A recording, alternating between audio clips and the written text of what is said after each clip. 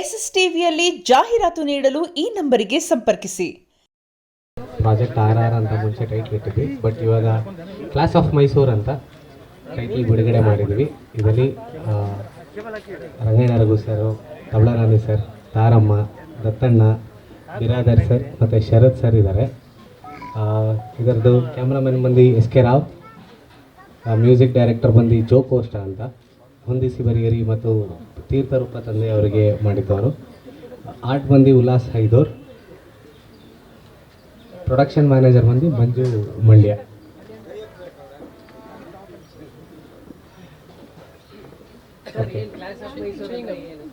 Class of Mysuru ಅಂತಂದರೆ ನಿಮಗೆ ಇವಾಗ ಎಕ್ಸಾಂಪಲ್ ರಿಟೈರ್ಮೆಂಟ್ ಅಂತೇನೋ ನಿಮ್ಮ ತಲೆಯಲ್ಲಿ ಬರ್ಬೋದು, ಮೈಸೂರು ಅದು ಇದು ಅಂತ. ಸೊ ಅದರ ಬೇಸ್ ಮೇಲೆ ಒಂದು ಕತೆ ಅಷ್ಟೇ. ಅದು ಸರ್ ಕಂಟೆಂಟು ಸಿನಿಮಾ ಆದಮೇಲೆ ಗೊತ್ತಾಗುತ್ತೆ, ಅಲ್ಲಿವರೆಗೂ ಸೀಕ್ರೆಟಿವ್ ಆಗಿ ಇಟ್ಟಿದ್ದೀವಿ, ಸರಿನಾ? ಇವಾಗ ನೀವು ಯಾರು ಕೇಳಿದೇರು ನಾನೇ ಹೇಳ್ತಾ ಇದ್ದೀನಿ. ಇಲ್ಲಿ ಏನಕ್ಕೆ ಆನೆಗಳನ್ನ ಇಟ್ಟಿದ್ದೀವಿ, ಚಾಮುಂಡಿ ತಾಯಿನ ಇಲ್ಲಿ 5 ಜನ ಮಾವುತಂದಿರಿದ್ದಾರೆ. ಸೊ ಆನೆಗಳನ್ನ ಇಲ್ಲಿ 5 ಜನ ಘಟಾನುಘಟಿಗಳ ಆ್ಯಕ್ಟರ್ಸ್ ಯಾರ್ಯಾರು ಇದ್ದಾರೆ ಅವ್ರು 5 ಜನ, ಸರಿನಾ? Dattanna, Biradar sir, Ranganna Raghu sir, Tablarani sir, Sharath sir ಆನೆಗಳನ್ನ ಡಿಪಿಕ್ಟ್ ಮಾಡ್ತಾರೆ, ಸರಿನಾ? ಕೆಳಗಡೆ ಮಾವುತಂದಿರೋರು ಇವ್ರುಗಳಿಗೆ ಸಾರಥಿ ಥರ ಇರ್ತಾರೆ. ಅದರಲ್ಲೊಬ್ಬರು ವಿಜೇಂದ್ರ ಅಂತ ಇದ್ದಾರೆ ಹಿಂದಗಡೆ, ಅವರೊಬ್ಬರು ಜಗಪ್ಪ ಮತ್ತು ಮಾಂತೇಶ್ ಅವರು ಇರ್ತಾರೆ. ಇನ್ನಿಬ್ಬರು ಕಾಮಿಡಿ ಕಿಲಾಡಿಗಳು ಶಿವು ಮತ್ತು ಚಿಲ್ಲರ್ ಮಂಜಾ ಅವರು ಇರ್ತಾರೆ. ಆಮೇಲೆ ಇಲ್ಲಿ ಚಾಮುಂಡಿ ತಾಯಿ ಯಾರು ನೋಡ್ತಾ ಇದ್ದೀರಾ, ತಾಯಿ ಸ್ಥಾನದಲ್ಲಿರೋ ತಾರಮ್ಮ ಅವ್ರದ್ದು character.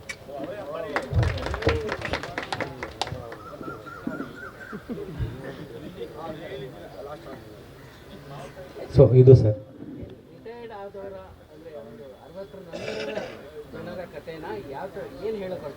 Sir complete family drama. ನಿಮ್ಮ ಹಿಂದಗಡೆ ಪೋಸ್ಟರ್ ನೋಡ್ತಾ ಇದ್ರೆ ಏನೋ ಕಾಣಿಸುತ್ತೆ, ಓಕೆ? ಅದ್ರ ಬೇಸ್ ಮೇಲೆ ಕತೆ ಇರುತ್ತೆ.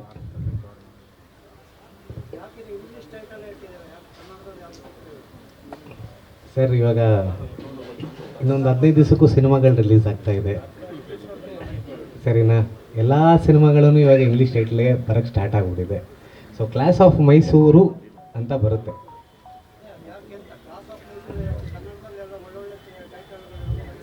ಇಲ್ಲ ಸರ್, ನಮ್ಮ ಕತೆಗೆ ಕ್ಲಾಸ್ ಆಫ್ ಮೈಸೂರು ಬೇಕಾಗಿತ್ತು, ಅದಕ್ಕೆ ಕ್ಲಾಸ್ ಆಫ್ ಮೈಸೂರು ಅಂತ ಇಟ್ಟಿದ್ದೀವಿ. ಮೈಸೂರಿಗೆ ಸೇರಿದ ಕತೆ ಸ್ವಲ್ಪ.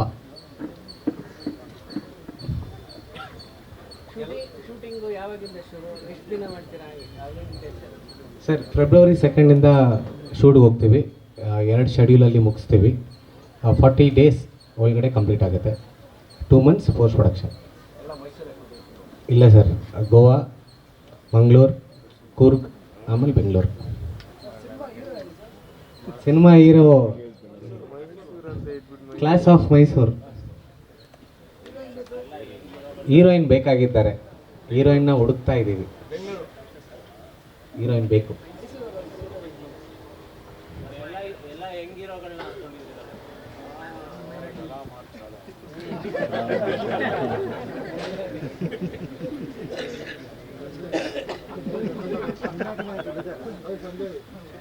ಅರವತ್ತು ಹರಿಯದರ ಯಂಗ್ ಇವರು.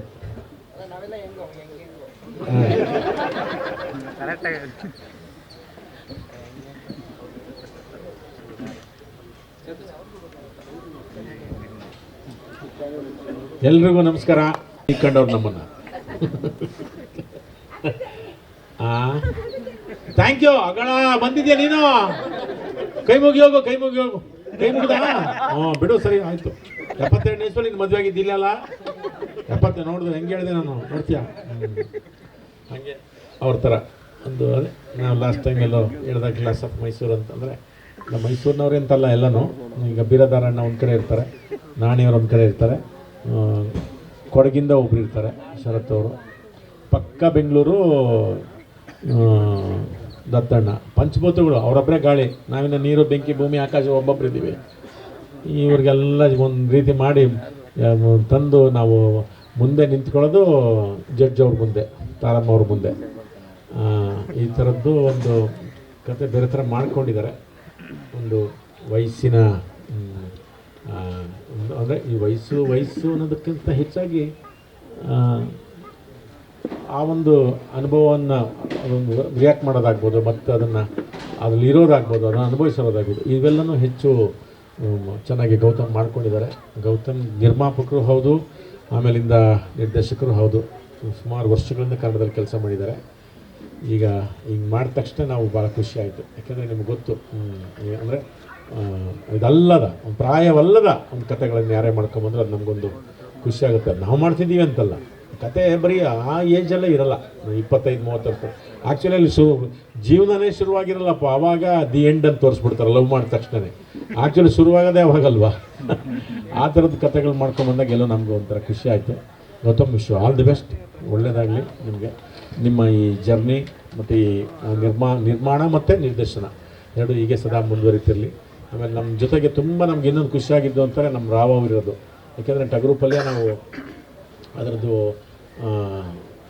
ಒಟ್ಟು ಹೆಂಗೆ ವರ್ಕ್ ಮಾಡಿದ್ರು ಅಂತ ಗೊತ್ತಾಯಿತು. ನಾನು ಮೊನ್ನೆ ಮಾಡಿದ್ದು ZEE5 ಮಾರಿಗುಡಿ PRK ಪ್ರೊಡಕ್ಷನಿಂದ. ನಿಜವಾಗ್ಲೂ ತುಂಬ ತುಂಬ ನಮ್ಗೆ ಅದೆಲ್ಲ ಖುಷಿ ಕೊಟ್ಟಂಥ ಅಂದರೆ ಅವ್ರ ಕೆಲಸ ಆಗ್ಬೋದು, ನಮ್ಮನ್ನು ಪ್ಲೇಸ್ಮೆಂಟ್ ಮಾಡೋದು ರೀತಿ ಆಗ್ಬೋದು. ಈ ಒಂದು ಜೊತೆಗೆ ಅವರು ನಮಗೆ ಯಾರೋ ಅವ್ರು ಸೇರಿಕೊಂಡಿರ್ತಾರೆ, ಅವರೇ ಥ್ಯಾಂಕ್ ಯು.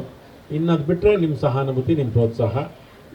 ಹೌದು, ತುಂಬ ರೈತರು ಒಂದು ಕಾಲಕ್ಕೆ ಹೆಂಗೆ ಸಂಕಷ್ಟದಲ್ಲಿದ್ದರು, ಅದಕ್ಕಿಂತ ಡಬ್ಬ ಥರ ಇದ್ದೀವಿ ಸಿನಿಮಾ ಇಂಡಸ್ಟ್ರಿ.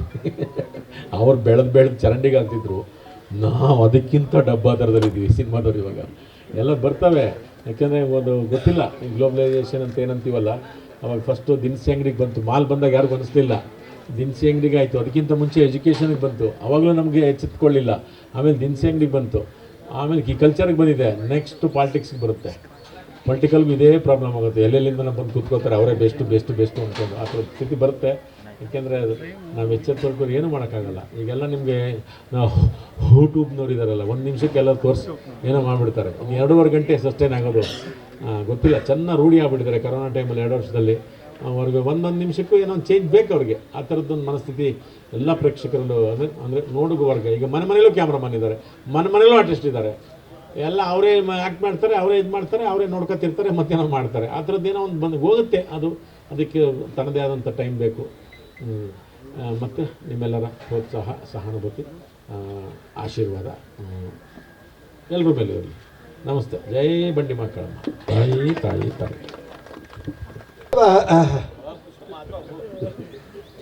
ಮೂಗಾದರೆ ಇನ್ನೇನು ಮಾತಾಡೋಕ್ಕಾಗತ್ತೆ ನಾನು, ಅದಕ್ಕೆ ಏನು ಎಲ್ರಿಗೂ ನಮಸ್ಕಾರ. ಕಥೆಯ ಹಿನ್ನೆಲೆ, ಅದರ ತಿರುಳು ಎಲ್ಲ ಈಗಾಗಲೇ ನಿಮಗೆ ಗೊತ್ತಾಗಿದೆ. ನಮ್ಮದು ಇಲ್ಲಿ ಜೊತೆಲಿಂದು ನಮ್ಮದು ಮರ್ಯಾನೆ ಪುಟ್ಟ ಪಾತ್ರ ಮೈಸೂರು ಹೆಸರಿಟ್ಟಿದ್ದಾರೆ, ತುಂಬ ಖುಷಿ ಆಗುತ್ತೆ. ಇನ್ನು ಮಿಕ್ಕಿದೆಲ್ಲ ವಿಷಯ ಗೊತ್ತಿದೆ. ಎಲ್ಲ ಪಾತ್ರಧಾರಿಗಳು ನಾವು ವಯಸ್ಸಾದ ಮೇಲೆ ಯಾರು ಸುಖವಾಗಿರ್ತಾರೆ ಅವರು ಪುಣ್ಯವಂತರಂತೆ, ಎಲ್ಲ ಕೇಳಿದ್ದೀವಿ ನಾವು. ಇದನ್ನು ವಯಸ್ಸಿದ್ದಾಗ ಎಲ್ಲ ನಾವೇ ಮಾಡ್ಕೊಂಡ್ಬಿಡ್ತೀವಲ್ಲ, ನೀರು ತೊಗೊಳ್ಳೋದು, ಹೋಗೋದು, ಬರೋದು ಎಲ್ಲ. ಆದಮೇಲೆ ಇದೆಯಲ್ಲ, ಅದು ಹೆಂಗಿರುತ್ತೆ ಅದನ್ನು ಗೌತಮ್ ಸರ್ ಕನಸ್ಕೊಂಡಿದ್ದಾರೆ. ಸರಿ, ರಾವ್ ಸರ್ ಸೇರ್ಪಡೆ, ನಾವು ಸೇರ್ಪಡೆ ಅವರಿಗೆ ಫಸ್ಟ್ ಟೈಮ್ ಅವ್ರ ಜೊತೆಲಿ ವರ್ಕ್ ಮಾಡ್ತಾಯಿದ್ದೀವಿ. ತಾರಮ್ಮ ಇದ್ದಾರೆ, ಆಮೇಲೆ ನಮ್ಮ ದತ್ತಣ್ಣ ಸರ್ ನಮ್ಮ ಲೀಡ್ರು, ಬಿರಾದರ್ ಸರು ಮಠದಿಂದನೂ ನಾವು ಜೊತೆಲಿದ್ದೀವಿ. ಹೌದೌದು. ಶರತ್ ಸಾರು, ನಾನು, ರಗಣ, ನಾವೆಲ್ಲ ಗೋಧುಳಿ ಸೀರಿಯಲಿಂದ ಬಂದಿದ್ದ ಟೀಮ್ ಅದು. ಅವತ್ತಿಂದನೂ ದೇವರು ಹೀಗೆ ಇಟ್ಟಿದ್ದಾರೆ. ಚೆನ್ನಾಗಿದೆ, ಕತೆ ಚೆನ್ನಾಗಿ ಮಾಡ್ಕೊಂಡಿದ್ದಾರೆ. ಗೌತಮ್ ಸರ್ ಅವರು ನಿರ್ಮಾಪಕರು ಮತ್ತು ನಿರ್ದೇಶಕರಾಗಿ ಪಾದಾರ್ಪಣೆ ಮಾಡ್ತಿರೋದ್ರಿಂದ ಅವ್ರಿಗೆ ಒಳ್ಳೆಯದಾಗಲಿ. ಬಂಡಿ ಮಾಂಕಳಮ್ಮ ಎಲ್ರಿಗೂ ಒಳ್ಳೇದು ಮಾಡಲಿ. ನಿಮ್ಮೆಲ್ಲರ ಆಶೀರ್ವಾದ ನಮ್ಮ ಮೇಲೆ ಇರಲಿ. ನಮಸ್ಕಾರ.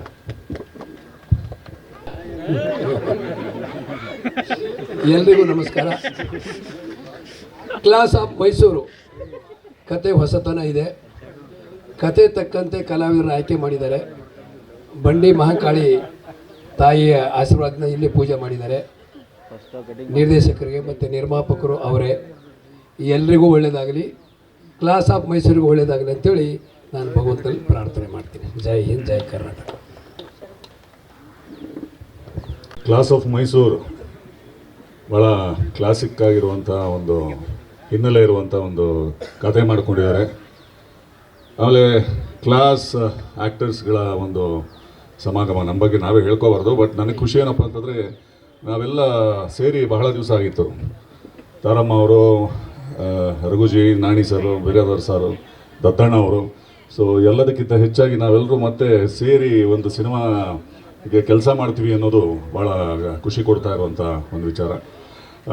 ಭಾಳ ಒಳ್ಳೆ ಪಾತ್ರವನ್ನು ನಮ್ಮ ಗೌತಮ್ ಬಸವರಾಜ್ ಅವರು ಕೊಟ್ಟಿದ್ದಾರೆ. ನಾನಂತೂ ಇದುವರೆಗೂ ಆ ಪಾತ್ರ ಮಾಡಿಲ್ಲ, ಅಷ್ಟರ ಮಟ್ಟಿಗಂತೂ ನಿಮ್ಮ ಮುಂದೆ ಹೇಳ್ಕೊಳ್ಳೋಕ್ಕೆ ನನಗೆ ಖುಷಿ ಆಗುತ್ತೆ. ಸೊ ಎಲ್ರಿಗೂ ಒಳ್ಳೆಯದಾಗಲಿ. ನಿಮ್ಮ ಪ್ರೀತಿ, ಪ್ರೋತ್ಸಾಹ, ಪ್ರಚಾರ ಬಸವರಾಜ್ ಮೇಲೆ, ಈ ಚಿತ್ರದ ಮೇಲೆ, ನಮ್ಮ ಮೇಲೆ ಇರಲಿ ಅಂತ ಕೇಳ್ಕೊಳ್ತಾ ಥ್ಯಾಂಕ್ಸ್ ಹೇಳ್ತೀನಿ. ನಮಸ್ಕಾರ. Thank you. ಕಾಳಿ ತಾಯಿಯ ಪಾದಾರವಿಂದಗಳಿಗೆ ಶೀರ್ಷಾಷ್ಟಾಂಗ ಮಾಡ್ತಾ ನಮ್ಮ ಇಡೀ ಟೀಮ್, ಗೌತಮ್ ಈ ಚಿತ್ರದ ನಿರ್ಮಾಪಕರು ಮತ್ತು ನಿರ್ದೇಶಕರು ತುಂಬ ಚೆನ್ನಾಗಿ ಕಥೆ ಮಾಡ್ಕೊಂಡಿದ್ದಾರೆ. ಎಲ್ರಿಗೂ ಸಂದೇಹ ಇರೋ ಥರ ಇದು ಯಂಗ್ಸ್ಟರ್ ಸಿನಿಮಾನ, ಓಲ್ಡ್ ಸಿನಿಮಾನ, ರಿಟೈರ್ಡ್ ಸಿನಿಮಾನ, ಅದು ಯಾವುದೂ ಅಲ್ಲ. ಎಲ್ಲವೂ ಬಹಳ ಮುಖ್ಯವಾದ ಪಾತ್ರಗಳು. ಒಂದೊಂದು ಪಾತ್ರಕ್ಕೂ ಅದರ ಹಿಂದಿನ ಕಥೆ ಇದೆ, ಒಂದೊಂದು ಪಾತ್ರಕ್ಕೂ ಅದರದೇ ಆದಂಥ ಗಾತ್ರ ಇದೆ, ಒಂದೊಂದು ಪಾತ್ರಕ್ಕೂ ಅದೇ ಅಂತ ಡೈಮೆನ್ಷನ್ ಮಾಡಿದ್ದಾರೆ. ಗೌತಮ್ಗೆ ಈ ಥರದ ಒಂದು ಸಬ್ಜೆಕ್ಟ್ ಹೆಂಗೆ ಅವ್ರಿಗೆ ಬಂತು ತಲೆಗೆ ಅನ್ನೋದೇ ನಮಗೆ ಭಾಳ ಆಶ್ಚರ್ಯ. ಒಂದು ಸತಿ ಕಥೆ ಹೇಳಿದಾಗ ಇದನ್ನು ಹೆಂಗೆ ನೆನೆಸ್ಕೊಂಡ್ರಿ, ಇದನ್ನು ಹೆಂಗೆ ಇದು ಮಾಡಿದ್ರಿ ಅಂತ ಹೇಳಿ. ಯಾಕಂದರೆ ಒಬ್ಬ ನಿರ್ದೇಶಕ ಮತ್ತು ನಿರ್ಮಾಪಕನಾಗೂ ನಿರ್ದೇಶಕನಾಗೂ ಯಾರಾದ್ರು ಒಂದು ಸಿನಿಮಾ ಮಾಡಬೇಕು ಅಂತಂದರೆ ನಮ್ಮದೊಂದು ಫಾರ್ಮುಲಾ ಥರದ ಒಂದು ಇರುತ್ತವೆ. ಒಂದಷ್ಟು ಲವ್ ಸಾಂಗು, ಅದೊಂದು ಏನೋ ಒಂದು ರೊಮ್ಯಾಂಟಿಕ್ ಸಾಂಗು, ಇನ್ನೇನೋ ಸಾಂಗು, ಇನ್ನೇನು ಅದು ಇದು ಫೈಟು, ಇಂಥವೆಲ್ಲ ಇರೋದ್ರ ಜೊತೆಗೆ ಈ ಥರದ ಒಂದು ವಿಶಿಷ್ಟವಾದ ಸಬ್ಜೆಕ್ಟ್ನ ಆರಿಸೋದಿದೆಯಲ್ಲ, ಅದು ದೊಡ್ಡ ಚಾಲೆಂಜ್ ಯಾವುದೇ ಒಬ್ಬ ನಿರ್ದೇಶಕನಿಗೆ. ಅದರಲ್ಲೂ ಇಂತಹ ಮಹಾನ್ ಕಲಾವಿದರನ್ನು ಕೂರಿಸೋದಿದೆಯಲ್ಲ, ಅದೊಂದು ಇನ್ನೊಂದು ಚಾಲೆಂಜ್. ಯಾಕಂದರೆ ಎಲ್ಲರೂ ಕೂಡ ಬ್ಯುಸಿ ಆರ್ಟಿಸ್ಟ್ಗಳು, ಎಲ್ಲರೂ ಕೂಡ ಅವರವರ ಕ್ಷೇತ್ರದಲ್ಲಿ ಅವರು ನಿಜವಾಗ್ಲೂ ದೊಡ್ಡ ಸಾಧನೆಗಳನ್ನು ಮಾಡಿ ಬಂದಂಥವ್ರು. ದತ್ತಣ್ಣವರಾಗಲಿ, ನಮ್ಮ ಇವರು ನಮ್ಗೆ ಯಾವಾಗಲೂ ಇವನು ಜ್ಞಾಪಕ ಬರೋದು, ಈ ನಮ್ಮ ಟಗರು ಪಲ್ಯದಲ್ಲಿ ದಿನಕ್ಕೆ ನಾವು 350 ಮೆಟ್ಲು ಇಳ್ತಾ ಇದ್ವಿ, 350 ಮೆಟ್ಲು ಹತ್ತುತ್ತಾ ಇದ್ವಿ.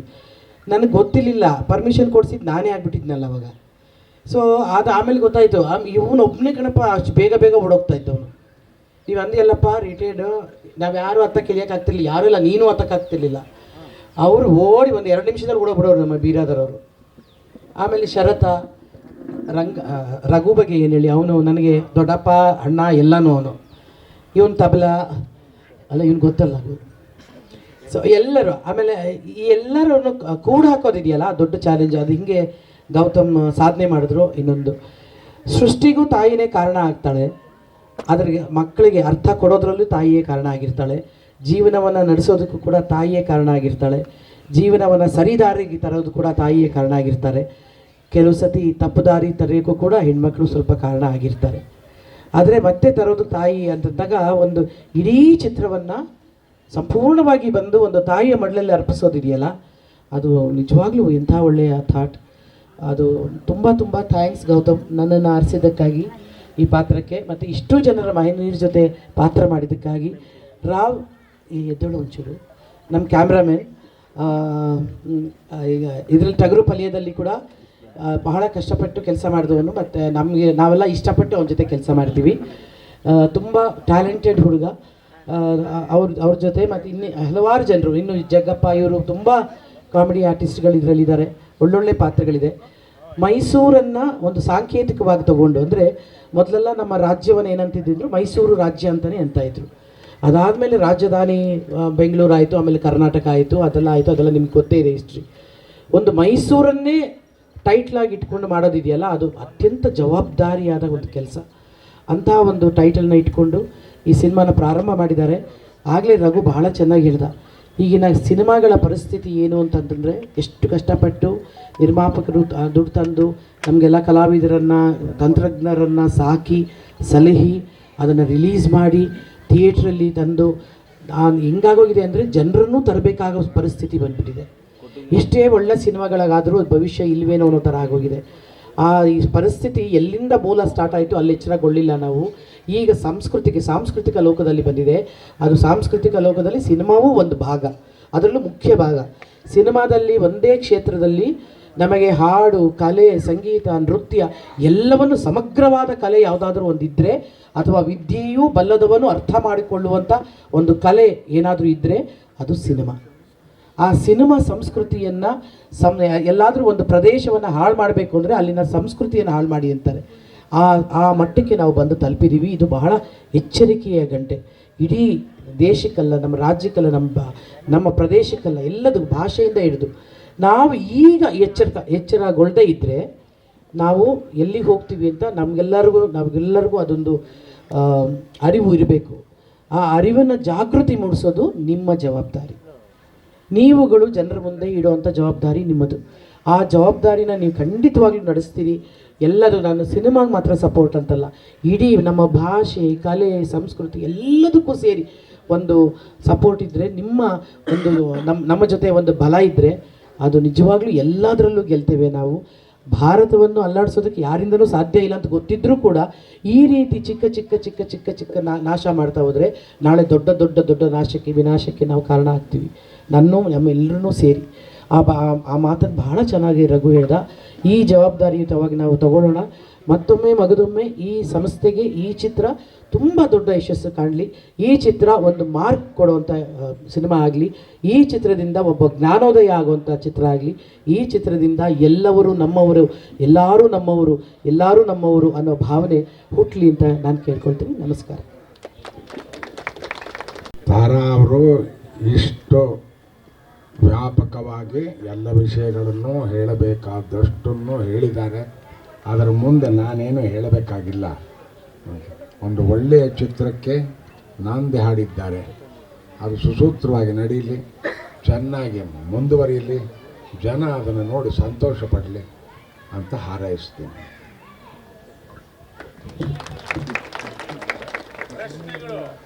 ಡೈರೆಕ್ಷನ್ ಕಮ್ಮಿ. ಒಂದು ಸತಿ ಕತೆ ಕಳಿಸಿದ್ರು, ಸೊ ಕತೆ ಓದ್ಬಿಟ್ಟು ಡೈರೆಕ್ಟಾಗಿ ಪೂಜೆಗೆ ಬರ್ತಾಯಿದ್ದೀನಿ. Thank you. ಮತ್ತು ಎಲ್ಲ ಲೆಜೆಂಡ್ಸ್ ಇದ್ದಾರೆ, ನಾವೇನು ಹಿಂದೆ ನಿಂತಿರ್ಬೇಕಷ್ಟೇ.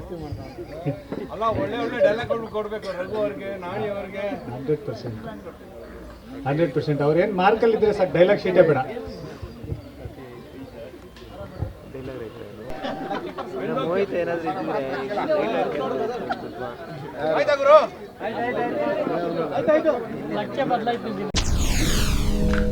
SSTV ಸಿನಿಮಾ ಜಗತ್ತಿನ ಕ್ಷಣ ಕ್ಷಣದ ಸುದ್ದಿಯೊಂದಿಗೆ.